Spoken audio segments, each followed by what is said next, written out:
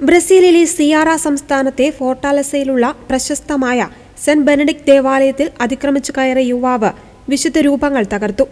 December 30 ചൊവ്വാഴ്ചയാണ് വിശ്വാസികളെയും പ്രാദേശിക സമൂഹത്തെയും നടുക്കിയ ഈ സംഭവമുണ്ടായത്. മാരകായുധങ്ങളുമായി പള്ളിക്കുള്ളിലേക്ക് അതിക്രമിച്ചു കയറിയ ഒരാൾ അവിടെയുണ്ടായിരുന്ന തിരുസ്വരൂപങ്ങൾ അടിച്ചു തകർക്കുകയായിരുന്നു. ദശാബ്ദങ്ങൾ പഴക്കമുള്ളതും സാംസ്കാരിക പ്രാധാന്യമുള്ളതുമായ വിശുദ്ധ ബെനഡിക്റ്റിന്റെ വലിയ രൂപമാണ് അക്രമി താഴെയിട്ട് തകർത്തത്.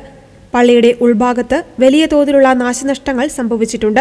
അക്രമം തടയുവാൻ പള്ളി ജീവനക്കാരും വിശ്വാസികളും ചേർന്ന് ഇയാളെ കീഴ്പ്പെടുത്തി പോലീസിൽ ഏൽപ്പിക്കുകയായിരുന്നു. പ്രതിയെ പ്രാദേശിക പോലീസ് അറസ്റ്റ് ചെയ്തിട്ടുണ്ട്. ഈ സംഭവത്തെ കേവലം സ്വത്ത് നശിപ്പിക്കലായിട്ടല്ല, മറിച്ച് മതപരമായ അസഹിഷ്ണുതയായാണ് അധികൃതർ കണക്കാക്കുന്നത്.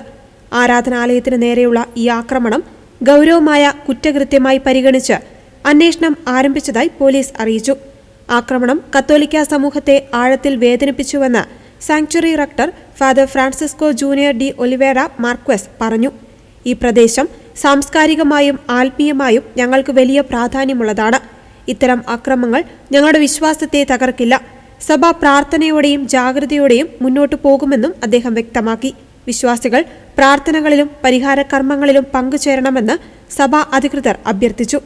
അക്രമം നടന്നെങ്കിലും ദേവാലയത്തിലെ പ്രാർത്ഥനകൾ മുടങ്ങില്ലെന്ന് സഭാ അധികൃതർ അറിയിച്ചു.